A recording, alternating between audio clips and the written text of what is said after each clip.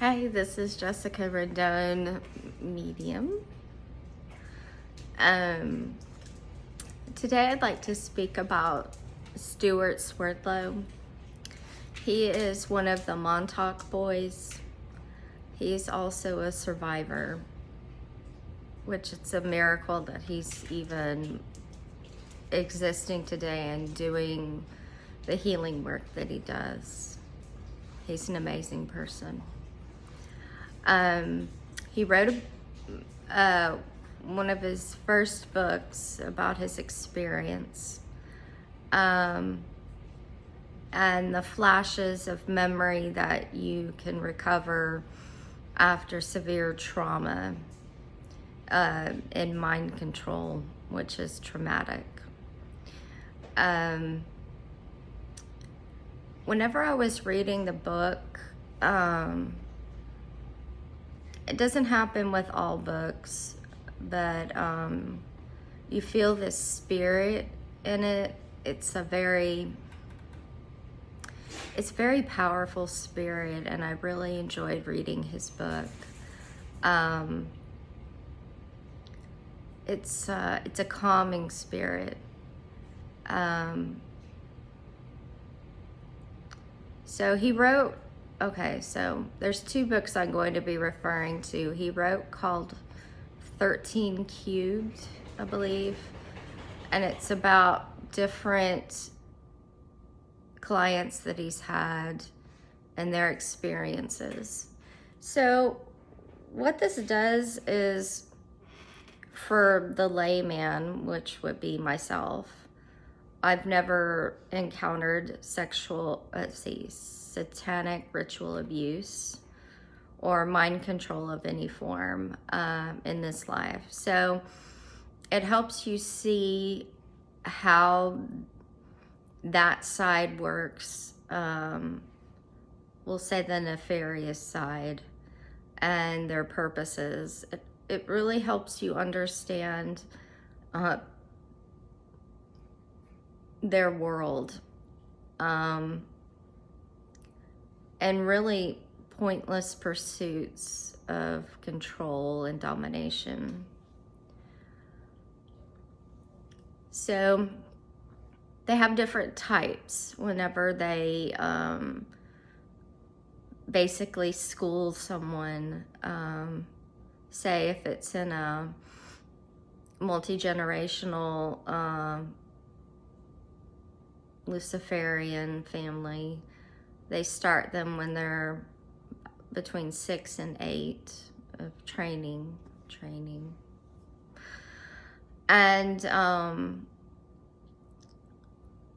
they refer to them as alphas, betas, I believe there's a couple of others. So they train them to perform a certain role in ceremony, and to allow dominance. It's through sex magic, which is sounds mysterious, but it's actually for manifestation. So it's not actually, it's got really nothing to do with sexual pleasure of any sort. The act, of course, is sexual, but you're using that energy to manifest different purposes, whether it be control or it's their form of religion.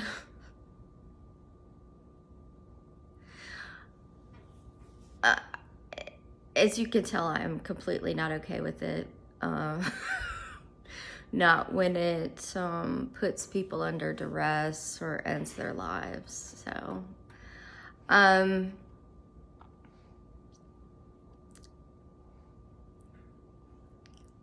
So in that book, he shared ways to heal people with these traumas. It's a very specific tool to deprogram or take them from that state, and unlock secrets that are hidden, memories that are hidden, and it's profoundly helpful. It uses the image of the monarch butterfly, and you imagine that being on your the point that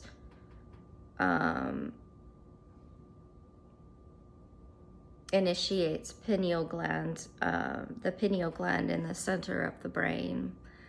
And so you imagine that butterfly over that area, and then you imagine the letter T is one of the symbols he uses over that same area.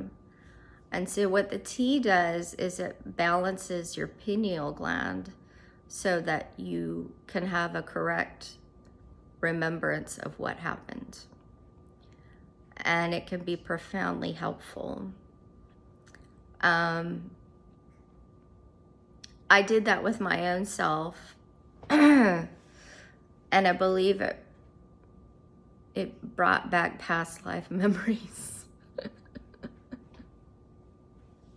So what you do after you imagine the T, you imagine yourself descending stairs that are the color of medium green. And so when you're descending, you're getting closer to that memory. And then you're into this room with a door, and you open the door to that memory that it reveals. Sometimes I've gotten a fairy that answers the door. He's like, "Hey, what's up?" It's usually something I've been afraid of, usually that reveals the monarch butterfly allows to come forth. And sometimes it reveals spirits that are around me that I wasn't aware of. And sometimes I don't even want to open the door. I can compare it to past life regression. But it's a self-help tool, so you can do it yourself. So in the first one I did, I opened the door, and there's this huge room, and it descended so that the stage was in the middle and people were standing on the outside, and there was a rose on my shoulder. I can't remember which one. I think it might have been the right shoulder, in some sort of white fluid. And whenever you see that, it means that was a marking for ritual work in that lifetime. And so which I've set all of that past life information, and I put it to rest.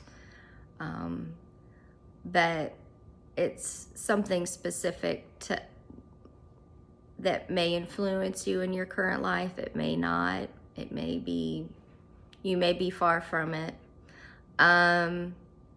But if it goes unrecognized, it can kind of cause chaos at times. I feel I've been healed of that, but the way that you heal it is that you love it and you accept that part of yourself. It's kind of like a soul retrieval, and you tell that person that you love them and you accept them and you heal them. It's profoundly helpful, because when you do that, you become more of who you truly are, which is a healed person, a whole person. And you no longer have these errant parts of yourself that scare the shit out of you or cause chaos, basically. I also use that I can't remember what brought it on, but I think I was just using it to kind of purge any sort of weird shit around me. And I descended down the stairs, and it was all black and smoky. I didn't even want to go all the way down the stairs. And there was a being near the stairs that didn't want to come out. And so I spoke to this being, and it said it died during 9/11,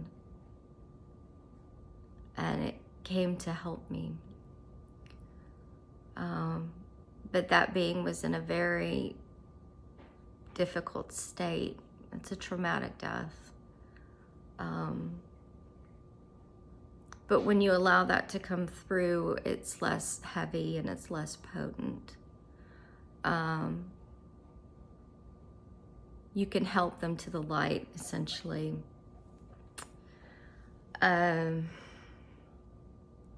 So it's a very powerful tool for self-discovery and self-acceptance. Because here I'm the face value right here today with this crazy hair and witch shirt, but that's just a shell. We are so much more than what we appear to be, profoundly more. So using that tool helps. It's, like I said, a soul retrieval, kind of like a past life regression somewhat. Not so much in a past life regression, because you'll go deeply into those lifetimes kind of to extract them. This is more of a tool to fix things and heal things. It's pretty quick.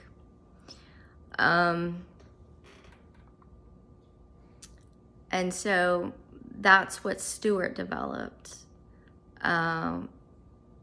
He's an amazing person. He does offer training for his type of healing.